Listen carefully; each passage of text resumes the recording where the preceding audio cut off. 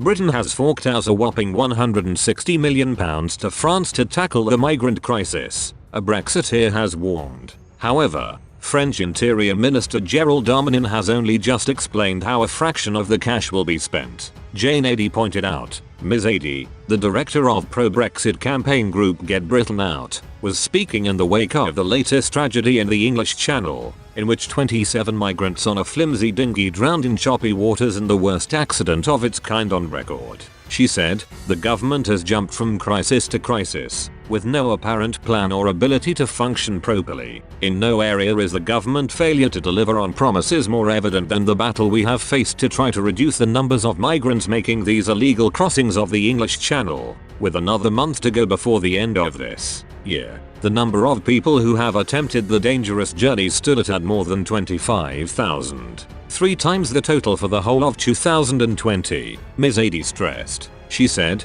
however, despite this huge rise clearly showing a change in tactics is needed, the Home Office is still throwing money at the French to ask them to resolve the issue, despite no evidence to show they, or any other EU member state, have any interest in standing up and taking responsibility towards these desperate people moving through their countries. It is clear President Macron does not want to cooperate over this migrant issue, even refusing offers made by our Home Secretary, Priti Patel, this week, for the UK Border Force and police to help to try to secure the French coastline, as keeping more migrants inside France would conflict with Macron's campaign for the French presidential election next year. Nevertheless, it was not simply a French issue, with other EU countries accused by Ms. Adey of digging their heads in the sand and pretending it is everyone else's problem with respect to migrants crossing their borders. Ms. Adey added, "Just a reminder, so far, we have already paid France £160 million towards sorting this out since 2015,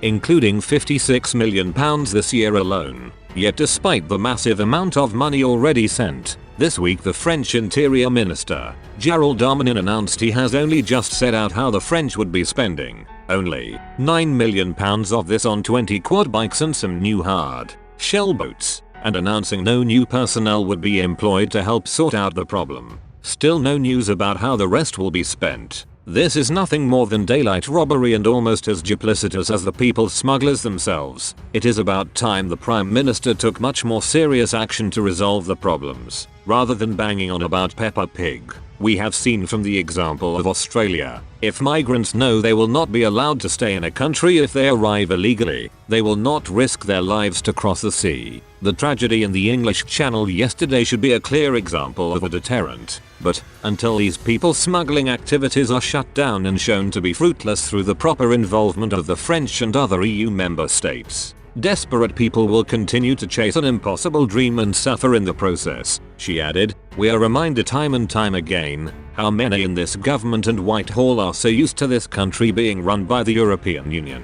Do those in the corridors of power not have any ambitions, or sadly perhaps few abilities, to get on and be innovative themselves to gain the maximum benefit of Brexit?" Britain in a phone call with Mr. Johnson on Wednesday night, Mr. Macron emphasized the shared responsibility the two governments carried. Mr. Johnson said Britain had had difficulty persuading the French to tackle the problem in the correct way. French Prime Minister Jean Castex was due to hold a crisis meeting on Thursday morning, as authorities announced that a 5th suspected people smuggler had been arrested in connection with the disaster. Home Secretary Priti Patel said she would be having talks with her French counterpart Mr. Darmanin, who said Britain, Belgium and Germany needed to do more to help France tackle the illegal migrants and human trafficking.